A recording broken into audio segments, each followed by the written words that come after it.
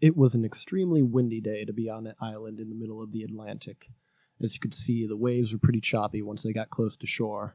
But making it to the island, we finally got to see the famous Elephant Rock. It is pretty amazing to finally see in person after seeing memes and pictures of it on the internet for so long.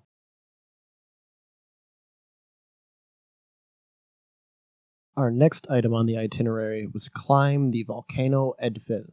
This is the volcano that erupted in 1973, resulting in no deaths due to the great safety measures that Icelanders take and how serious they are, knowing that they live on top of active volcano hotspots. The views from up here were breathtaking. You could actually see where the lava flowed out to onto the island in 73. And it's pretty amazing the expanse of lava field that it created. Standing here in the middle of the crater, thinking this is where the majority of the lava flowed from. I mean, there was a lot of other chutes and things that was coming out of across the island, but mostly dust and ash and rock that covered the island, which was about 75% of it, came from this volcano, this crater when it exploded. And it's just amazing to think they had to excavate all that area and over there where the village is to make it habitable again.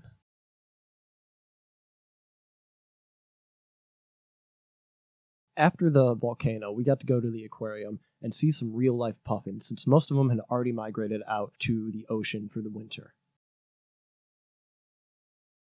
This aquarium was, if not the only, one of the only beluga whale sanctuaries in the world. And we got to see Little White and Little Gray. These animals were amazing. You could just tell they are sentient beings. They could hear you walking down the hallway and come up to the glass before you even got there. And they just wanted to rub up on the glass like they were a cat or something as we stood there. Little Gray.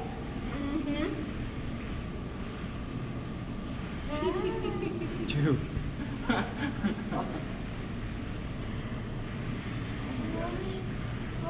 That's so cool.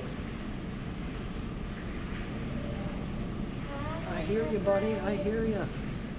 Här går det med.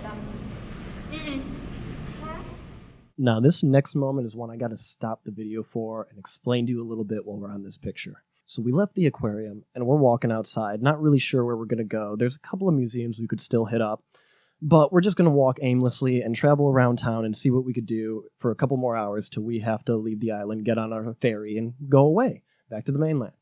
But walking down the street, this car stops. The driver asks me and Evan, "Hey, where are you guys going?" And it's Friday the 13th, and just being in another country, a little sketched out, someone asking us where we're going, it's like, we're just walking around. So the next question we get is, well, do you guys need a ride? So we're like, no, we really don't need a ride. Like, we're just exploring. So this guy's next question is, do you guys want a puffling?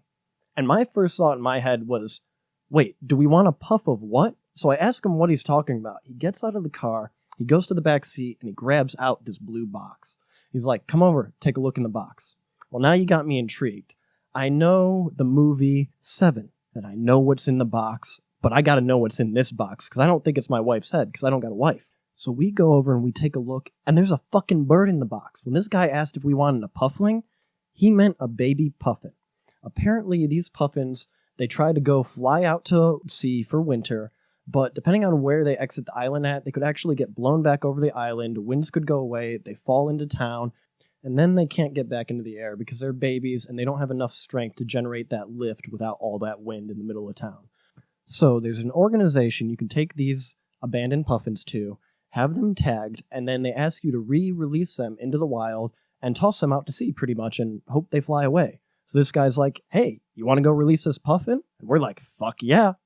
So this was one of the coolest and yet nerve-wracking moments of my life, because this is a baby puffling, and they're kind of endangered. There's not as many left as there used to be. So I want to do this right with as much care as I can. So I'm asking these guys all these questions. How should I hold it? How should I throw it? He's like, just pick it up and toss it. And that's what I do. And at first, it doesn't open its wings, and it starts going down, like, you throw it up, and then that arc down, it starts going on the arc down, and I'm like, oh, fuck, please open your wings, because I don't want to have just killed a baby puffin. And then it opened its wings, and it glided away. And holy shit, the feeling I got in me after seeing that happen, one of the most amazing things ever. I was on a high all day long. And then, things didn't stop there. This guy took us this crazy rope swing.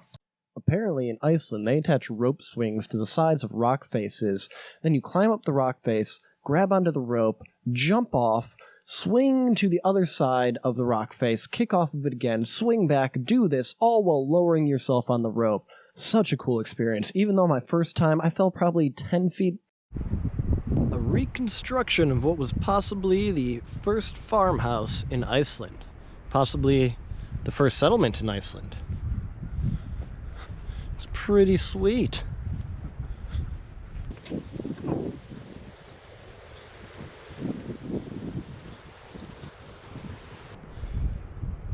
Good little area to hide in out of the wind. Right next to the current campsite, too.